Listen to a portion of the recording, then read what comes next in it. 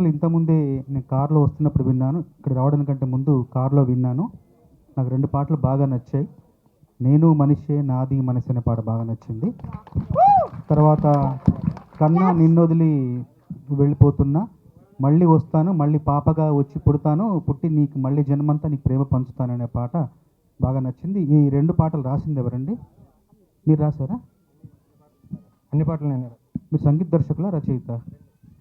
చాలా బాగున్నాయి, చాలా భావయుక్తంగా, చాలా అర్థవంతంగా రాశారు. మీకు నా అభినందనలు ప్రత్యేకంగా. క్లాప్స్ గట్టిగా.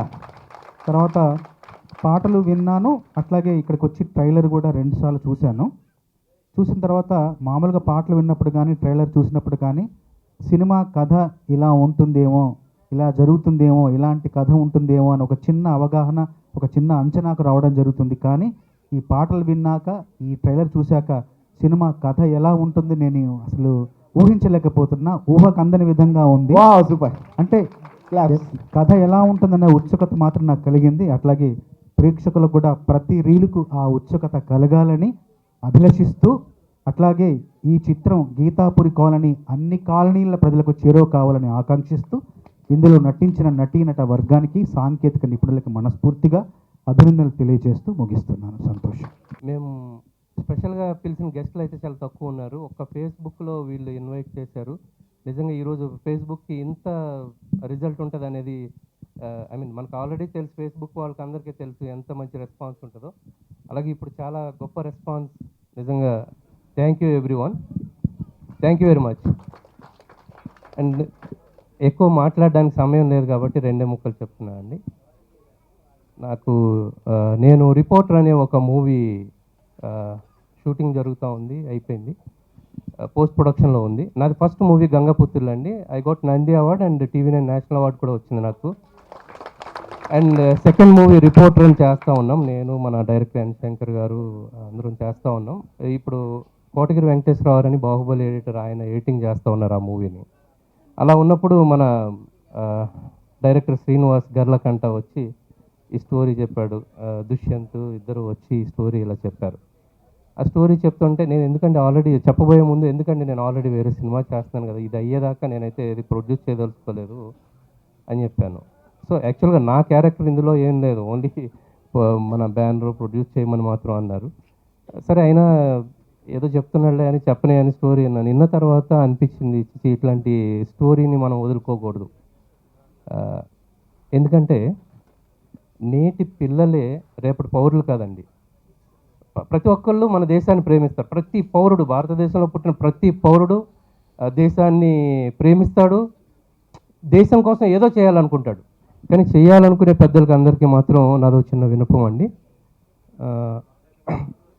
ఈయన చెప్పిన స్టోరీ చెప్తా ఉన్నప్పుడు అందులో నిజంగా పిల్లలు తల్లిదండ్రులు సరిగా పట్టించుకోకపోతే ఎంత నలిగిపోతారు. తర్వాత నాశనం అయిపోయేది పిల్లలు కాదు, దేశం. ఈరోజు పిల్లలు బాగుంటేనే దేశం బాగుంటుంది అనేది అందరూ గమనించి పిల్లల మీద కొంచెం శ్రద్ధ చూపించి. పిచ్చి నాకు ఉండేది, మా నాన్నగారిని చూస్తూ పెరిగాను అనమాట. మా నాన్నగారు ఈరోజు లేరు. ఆయన తాగి రాత్రి ఇంటికి వచ్చి ఆయన చేసే యాక్టింగ్ నేను చూసి అదే యాక్టింగ్ నేను చేయాలని అనుకునేవాడిని. అలాంటి యాక్టింగే తాగుపోతే యాక్టింగ్ మీరు చూశారు. సో ఎండలో ఎండాను, వర్షానికి తడిచాను, ఒకే రూమ్లో ఇద్దరం ఉన్నాం. ఎమోషనల్గా ఫీల్ అవుతున్నాను. మీకు ఎందుకు అనుకుంటారు కానీ తెలియాలండి, ఎంత కష్టపడ్డామంటే నా బ్లడ్ ఉంది అందులో, నా కష్టం ఉంది. సూపర్. బట్ నేను ఇలా ఉన్నాను అంటే మా అమ్మగారు కారణం అండి దానికి. మా మా మమ్మీ లేకపోతే నేను లేను. అక్కడెక్కడో కూర్చొని ఉంది, ఆవిడ లేకపోతే అసలు నేను లేను, ఈ సినిమా కూడా లేదు. ఇది ఈ ఫంక్షన్ ఈరోజు ఇంత గ్రాండ్గా జరిగింది, మీరు అందరి మొహంలో ఆనందం ఉంది అంటే దానికి ఒకే ఒకడండి, రామ్ చరణ్ మ్యూజిక్ డైరెక్టర్. ఆయన ఫస్ట్ ఇంట్రడ్యూస్ అయినప్పుడు ఇది మనం అసలు చేస్తుందే చిన్న మూవీ అనుకున్నాం, మేము మ్యూజిక్ ఎలా ఉంటుంది అనుకున్నాం. కాకపోతే టీం అంతా ఇక్కడ మీరు ఎలా షాక్ అయ్యారో అంతకన్నా ముందు టీం అంతా షాక్ అయ్యేలాగా ట్యూన్స్ ఇచ్చాడు నేను. థ్యాంక్స్ అండి, వెరీ వెరీ థ్యాంక్ యూ అండి. మీరు ముందుగా మాట్లాడాలంటే దుష్యంత్ గారండి, ఆయనతో నేను మా సొంతూరులో ఉన్నప్పుడే నేను జాబ్ చేస్తూనే షార్ట్ ఫిల్మ్ చేసేవాడిని 2013-14లో. షార్ట్ ఫిల్మ్ చేస్తూ ఉండగా నేను ఒక 2 షార్ట్ ఫిల్మ్ చేశాను. తర్వాత ఆయన నుంచి నాకు ఒక కాల్ వచ్చింది షార్ట్ ఫిల్మ్ చేసి, నాకు ఇంట్రెస్ట్ అండి ఒక షార్ట్ ఫిల్మ్ చేద్దామని చెప్పారు. నేను అనుకున్నాను సరే ఎలా అది అనుకుని మళ్ళీ ఆయన దగ్గరికి వస్తే ఫస్ట్ స్టోరీ చెప్పండి అని చెప్పేశాను. తర్వాత ఆయన మళ్ళీ 1 వీక్ టైం తీసుకొని కాల్ చేశారు, నేను చేస్తున్నాను ఈ స్టోరీ మీరు వచ్చేయండి అని చేశాను. ఒక 1 వీక్లో చేసామండి. అది ఎలా వస్తుంది ఏంటని తెలియక ఇక్కడ హైదరాబాద్లో వచ్చి మళ్ళీ ఇక్కడే ఎడిటింగ్ చేయించాం. లోకల్లో మనకి ఎడిటర్స్ ఉన్నారు, అన్నీ ఉన్నాయి. కాకపోతే హైదరాబాద్లో క్వాలిటీ కోసం, ఆయన ఏంటంటే క్వాలిటీ కోసం తపన పడే వ్యక్తి అనమాట. క్వాలిటీ కోసం ఇక్కడికి వచ్చి రన్ రాజా రన్ 2 అనే ఒక షార్ట్ ఫిల్మ్ చేసామండి. దానికి ఇదే ప్రసాద్ ల్యాబ్లో బెస్ట్ కామెడియన్ అవార్డు వచ్చింది ఆయనకి, దుష్యంత్ గారికి.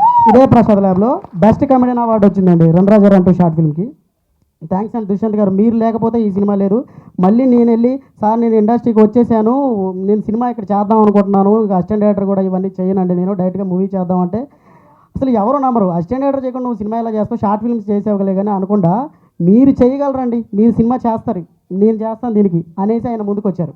అసలు నేను షాక్ అనమాట. నేనేదో చెప్పాను, ఆయన ఏదో నమ్మేశాడు, కానీ ఉంది నేను కూడా చేయగలను. తర్వాత రామ్కి గారిని కలవడం జరిగిందండి. ఆయన వచ్చిన తర్వాత వాళ్ళ బాబు గురించి చెప్పాను. ఇది గీతాపురి కాలనీ అనేది ఒక కాలనీలో జరిగే 5 కథలండి. ఈ 5 కథల్లో నరేన్ అండి బాబు, రామ్కి గారు వాళ్ళ అబ్బాయి అండి. ఆయనకి స్టోరీ చెప్పాలంటే ఇది బాబుదండి.